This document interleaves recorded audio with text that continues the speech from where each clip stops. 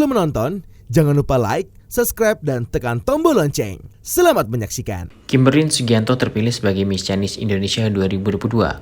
Nama Kimberlyn diumumkan sebagai peraih gelar tertinggi di kontes yang diselenggarakan Yayasan Eljon Indonesia itu saat malam grand final Miss Chinese Indonesia 2022 yang dilangsungkan di Howdy Fang Restaurant Season City, Jakarta Barat. Selain Kimberlyn, ada 5 finalis lain yang juga mendapat gelar.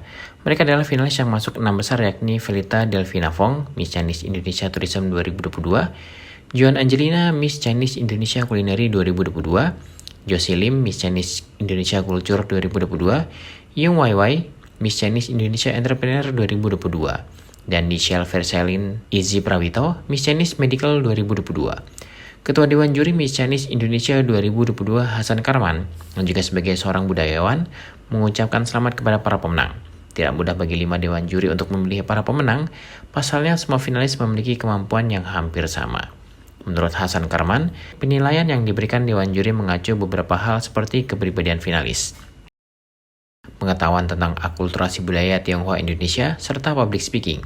Tak hanya saat malam grand final, penilaian juga dilakukan saat para finalis menjalani masa karantina. Hasan Karman yang pernah menjadi wali kota Singkawang periode 2002-2012 ini, berpesan kepada para pemenang untuk tidak pernah berhenti belajar tentang budaya Tionghoa Indonesia.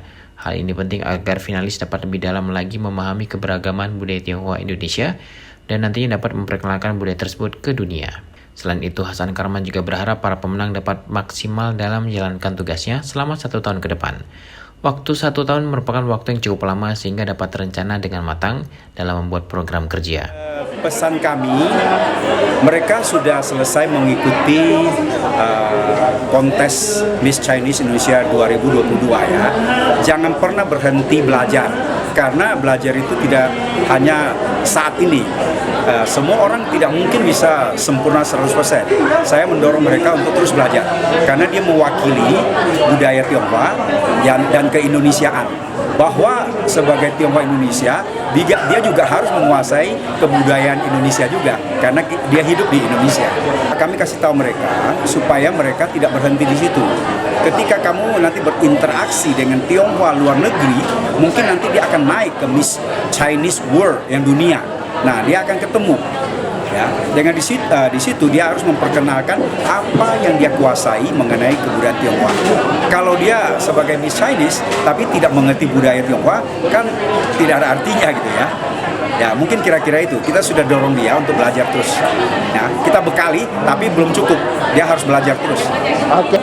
Harapan saya kepada mereka dan juga Dewan Juri, ya pokoknya kita yang menilai mereka lah ya, agar dalam 1 tahun ke depan mereka bisa berfungsi sesuai predikat yang diberikan kepada mereka.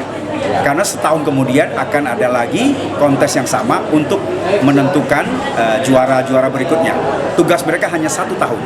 Paling krusial, sesuai kalau Miss Chinese Indonesia yang juara pertama, dia adalah dutanya ya. Dia kemana-mana mewakili Miss Chinese. Sedangkan kategori berikutnya lagi masing-masing ada bagian. Ada yang pariwisata, ada yang kesehatan dan sebagainya. Tapi Miss Chinese yang juara pertama, dia mewakili semuanya. Jadi dia harus bisa membawa menjadi duta kebudayaan Tionghoa Indonesia. Hal senada juga disampaikan Dewan Juri lain, salah satunya Ruby Herman. Property influencer and content creator ini berharap para pemenang dapat memperkenalkan akulturasi budaya Tionghoa Indonesia kepada masyarakat internasional. Ruby Herman juga berharap kepada Yayasan Eljon Indonesia untuk tidak putus menyelenggarakan Miss Chinese Indonesia. Menurutnya, pemilihan Miss Chinese Indonesia menjadi wadah yang tepat bagi generasi muda suku Tionghoa Indonesia untuk belajar tentang akulturasi budaya Tionghoa Indonesia. Buat para pemenang, ayo wujudkan dan emban tugas sebagai Miss Chinese Indonesia 2022 dan terus membawa kultur budaya Chinese mendunia. All the best. Yes, mari buat teman-teman semua, anak-anak muda, generasi milenial, generasi Z, yuk jangan lupa sama sejarah, sama kultural, sama adat istiadat, dan kita bisa memberikan contoh dan juga memberikan ke generasi berikutnya supaya tadi hal-hal yang menjadi sebuah kebudayaan bisa dinikmati oleh generasi berikutnya. Tadi dari nggak cuma kuliner, tapi dari seni budaya, seni bahasa, seni kultural, dan masih banyak lagi kekayaan dari Tionghoa dan juga Chinese, sehingga semuanya bisa menikmati dan bisa mempelajari dengan seksama. Menurut saya ini harus terus diselenggarakan karena tadi bisa membuat orang-orang atau generasi yang muda-muda tambah tahu, tambah yakin, dan anak-anak muda ini kan bisa menginfluence kan, bisa menularkan dan tadi kultur, bahasa, budaya dan lain sebagainya supaya anak-anak muda lainnya ngerti, tahu dan juga bisa menjalankan budaya khas Tiongkok. Buat Yayasan El Jong Indonesia sekali lagi selamat dan juga thank you banget.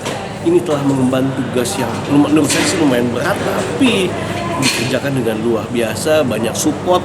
Terima kasih juga para sponsor-sponsor yang mendukung Yayasan El Jong Indonesia sehingga bisa melestarikan dan juga membuat kebudayaan Chinese Indonesia mendunia. Tim Elgen Media laporkan.